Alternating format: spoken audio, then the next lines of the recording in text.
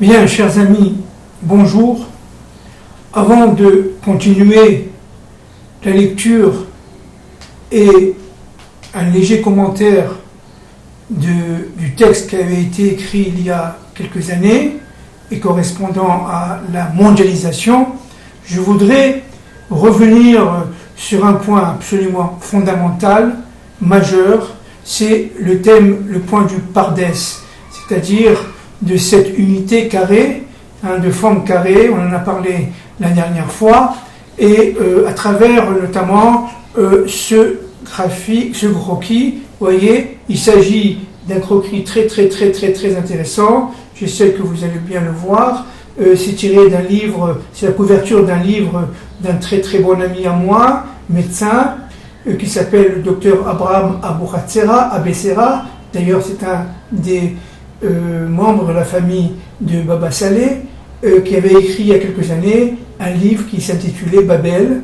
et nous y reviendrons à plusieurs reprises, notamment lorsqu'il s'agira de définir et d'écrire le langage universel, notamment au temps du Mashiach ben David. Alors, regardez bien le Pardès, vous voyez, encore une fois, si on le prend comme ça, ou on le prend comme ça, vous voyez un point absolument majeur, c'est que d'abord, encore une fois, la ligne est, on le voit, horizontale. Cette ligne horizontale, elle est fondamentale, puisque vous avez le Pardès qui est ici extrêmement obscur, de plus en plus obscur, et plus on monte, et plus on va évidemment vers la clarté. Vous voyez qu'en bas, c'est ici rouge, et vous voyez de l'autre côté où c'est vert. Pourquoi c'est coloré? Parce que plus on descend, et plus il y a la matière, et plus il y a la matière, et plus il y a la végétation, et plus il y a la végétation, et plus évidemment le Pardès puisse être réalisé. Alors ce qu'il faut très bien comprendre, c'est qu'en fin de compte, c'est une fonction à l'escalier, c'est-à-dire que ce sont des carrés qui sont concentriques et qui sont juste apposés les uns sur les autres, de manière un peu comme les cités Incas. Je sais pas, les temples Incas, je ne sais pas si vous vous rappelez, vous avez certainement vu des films là-dessus, au Pérou, vous avez exactement une sorte de structure un peu pyramidale, et vue du ciel, ça donne exactement cette vue qu'on appelle, nous, dans la Torah, évidemment, le Pardès.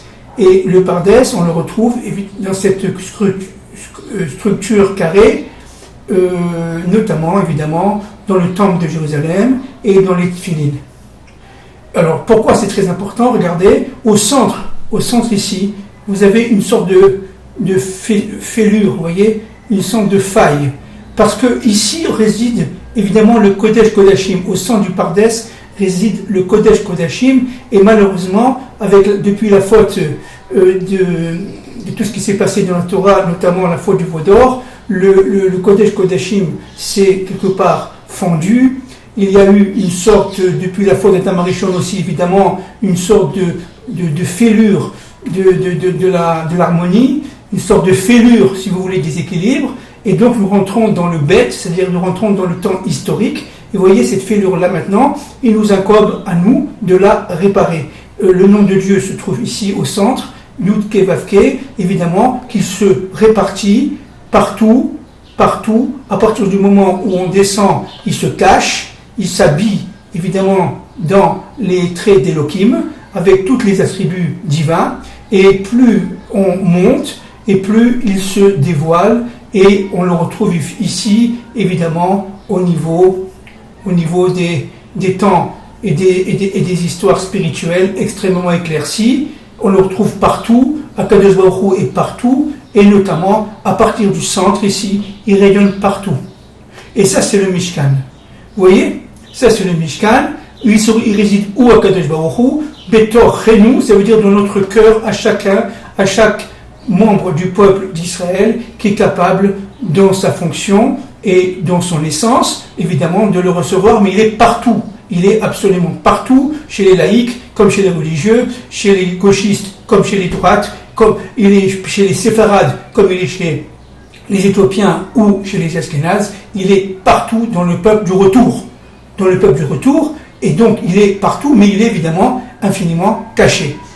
Ça, c'est un point très important. Maintenant, il faut comprendre encore une fois que le Kohen Gadol, qui joue un rôle central, d'abord avec les Kohanim, qui vont, si vous voulez, quelque part remplacer, après la faute du veau d'or, l'aîné, le droit d'aînesse.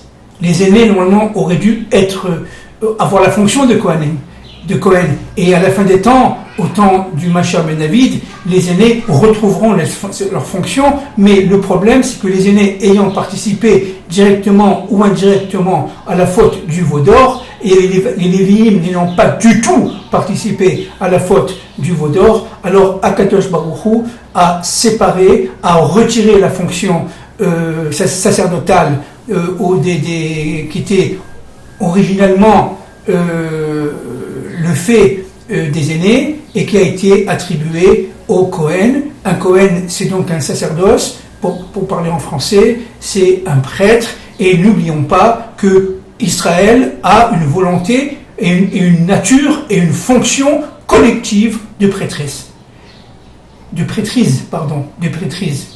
Israël est un peuple de prêtres, une nation sainte. Et pour les nations, on répète. Maintenant, il est très important de comprendre et de rappeler la chose suivante.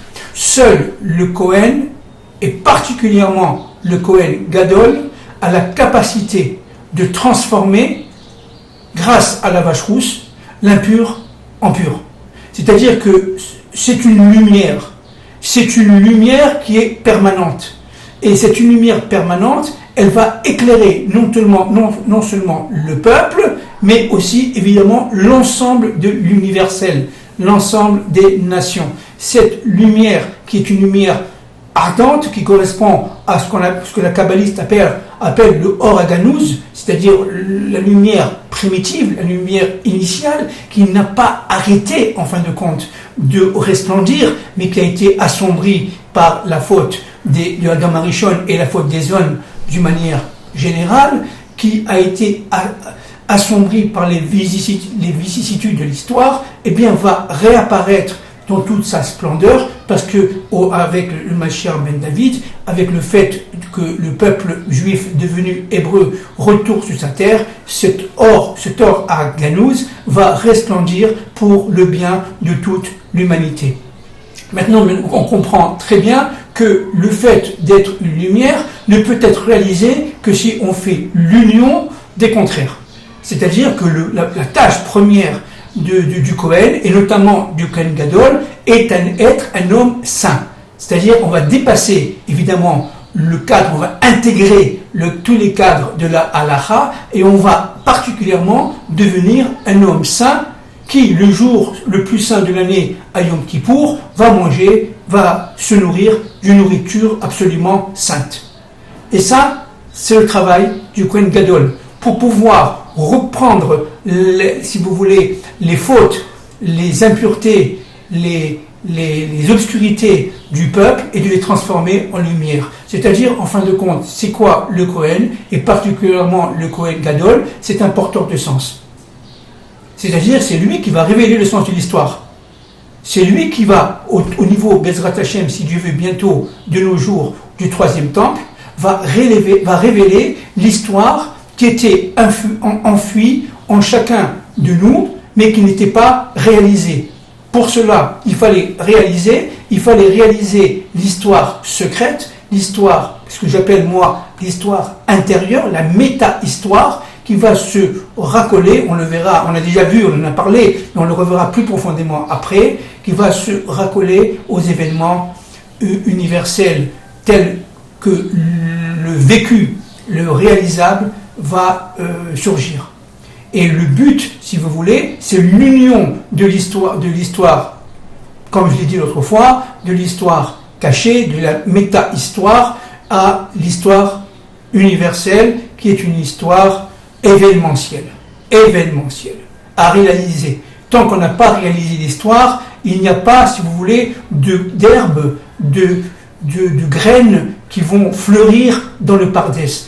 Je reprends, chaque fois que vous voyez ici des traces en vert, je ne sais pas si ça se voit à l'écran, ou en rouge, évidemment, c'est la construction humaine, c'est-à-dire qu'à partir de ce moment-là, vous allez avoir ici cette ligne, comme j'ai dit l'autre fois, transversale, qui est évidemment le bas du mont Sinaï, le mont Sinaï étant évidemment ici.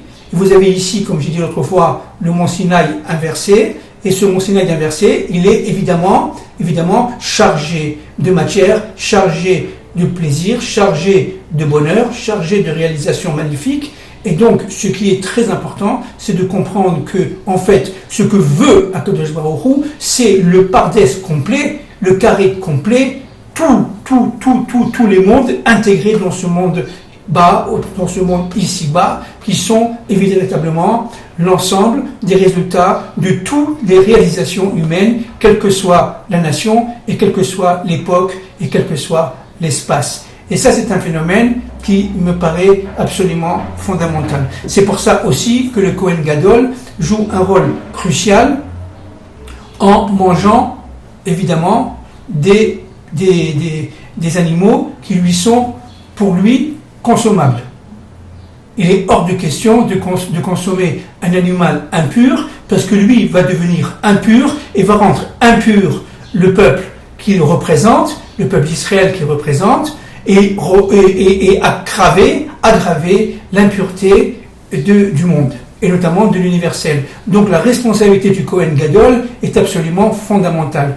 Maintenant, il est évident que pourquoi le Kohen Gadol ne peut pas se rapprocher, y compris pendant l'enterrement de ses propres parents ou de sa femme ou de ses enfants, le Kohen Gadol n'a pas le droit de s'approcher d'un cimetière. Les Kohanim aussi, évidemment, tout le monde le sait, n'ont pas le droit, mais particulièrement le Kohen Gadol. Pourquoi ? Parce que le Kohen Gadol, c'est un homme de vie qui doit faire l'union des contraires, et notamment l'union du corps et de l'âme. Or, la mort, c'est la séparation de l'âme et du corps, la séparation, si vous voulez, de la matière et du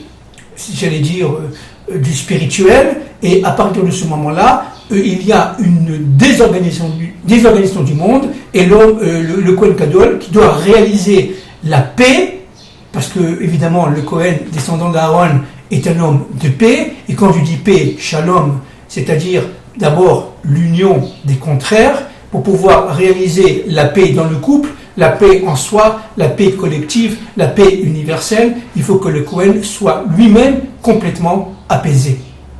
Apaisé, c'est-à-dire d'abord extérieur complètement à tous les vices, à toutes les ruses, à tous les extrêmes, complètement. Il lui est par exemple interdit de se marier, le Kohen Gadol, à une prostituée. La femme doit être complètement vierge, qu'elle n'ait jamais connu d'homme, parce que tout simplement, s'il se marie avec une femme qui appartient à quelqu'un d'autre, il y a quelque part une sorte d'usurpation de fonction, et que donc la femme qui s'est quelque part rendue impure en allant avec un ou plusieurs partenaires, eh bien va rendre impur le Kohen, et particulièrement le Kohen Gadol, qui lui, représentant la sainteté, représentant le Dieu sur terre, ne peut être que par définition complètement pur.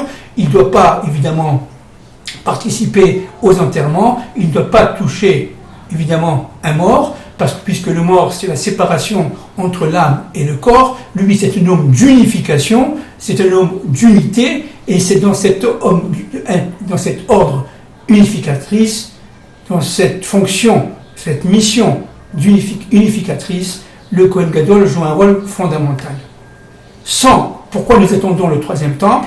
Particulièrement pour que le Kohen Gadol puisse enfin amener la paix sur terre. Il ne peut pas avoir de paix sur terre sans le retour d'Israël à Jérusalem, et sans évidemment la reconstitution, que ça plaise ou que ça ne plaise pas à nos ennemis, à Jérusalem, du troisième temple. Et ça se fera, bien entendu, sans aucun doute. Tout ce que nous vivons dans notre génération a été déjà révélé par nos prophètes et est en voie de réalisation. Il faut vivre en Israël pour comprendre que nous vivons tous les jours avec des miracles, par des miracles, et des miracles qu'on va quelque part réaliser. Le miracle se réalise et j'allais dire quelque chose d'extraordinaire, il devient tellement commun qu'on ne fait plus attention. Et le miracle étant partout, la présence divine étant partout, donc on vit avec ça tous les jours, c'est une sorte de laboratoire. Israël est une sorte de laboratoire aujourd'hui qui fait qu'au niveau scientifique, au niveau médical, au niveau biologique, à tous les niveaux, au niveau des sciences sociales, au niveau évidemment économique, les choses nous dépassent. Et donc ce qui fait que les nations ne peuvent pas comprendre, c'est que tout simplement les nations doivent saisir le fait que nous sommes en train, jour après jour, de reconstituer le troisième temple. Le premier temple étant, je l'ai déjà dit plusieurs fois, de type masculin, le deuxième temple étant de type féminin, le troisième temple étant l'union des deux, le zivouk, le temple zivouk, l'union des deux contraires, l'homme et la femme, et ça devient par définition l'accord parfait et donc le temple éternel. Et cela ne se fait pas à Rome, à Paris ou à New York, mais à Jérusalem, n'en déplaise à beaucoup. Maintenant, je voudrais continuer un point très très important. Le Kohen Gadol, qui a donc cette mission d'universaliste, a une mission aussi de contrôle. C'est-à-dire que pour pouvoir contrôler les événements, et donc se contrôler soi-même, il doit être parfaitement en accord avec la volonté divine. Ça doit être un homme de communication, ça doit être un homme de branché, si vous voulez, de branchement. Il est branché à la divinité et il va répercuter les ordres que reçoit la divinité vers les couches inférieures du peuple, de la collectivité, et jusqu'à conduire évidemment à partir de Jérusalem bien évidemment vers l'universel. Et ça encore, c'est un point qui est évidemment crucial, puisque à chaque fois, comme je l'ai déjà dit plusieurs fois, que l'on cherche à empêcher la construction du troisième temple, on détruit l'harmonie du monde. On détruit l'harmonie du monde parce que le Kohen Gadol joue un rôle de contrôleur, j'allais dire général, sous les ordres d'Hachem, qui va, lui, contrôler l'état du monde. Et à partir de ce moment-là, chaque fois que l'état du monde n'est pas capable de recevoir la parole, alors lui, évidemment, comme c'est un émetteur-récepteur, il ne sera pas encore tout simplement réalisé, c'est-à-dire reconnu et dévoilé. Et donc, ce Kohen Gadol va jouer le rôle évidemment de Aaron qui revient, va, sous la forme d'Eliyahu Hanavi, va en donner la communication au monde. Et il va porter, à partir de Jérusalem, la bonne nouvelle, comme on dit. Voilà, je vous remercie. N'oublions pas que le Kohen Gadol est aussi un homme d'intuition. C'est aussi malheureusement un révélateur des tensions. Tant qu'il n'est pas là, c'est que le temps n'est pas encore suffisamment mûr, accompli. Donc il révèle par son absence le fait que la situation historique n'est pas encore assez mûre. Donc les nations vont vivre, si vous voulez, leur propre mécanisme d'enfantement de ce Kohen Gadol, parce qu'évidemment le Kohen Gadol ne peut être révélé par Dieu à partir du moment où le couple Israël-Nation est mûr, c'est-à-dire prêt à recevoir la parole, et donc toute la situation actuelle, les tensions militaires, les tensions sociales, les tensions politiques sont révélatrices, si vous voulez, d'un accouchement. Et cet accouchement, Bezrat Hashem, va être absolument magnifique, certes dans la douleur, mais une fois cette douleur qui peut être terrible passée, sera absolument magnifique, parce que le Kohen Gadol étant synonyme de sainteté et normalement, avec le troisième temple, synonyme de bonheur et d'amour fraternel sur terre. Merci beaucoup.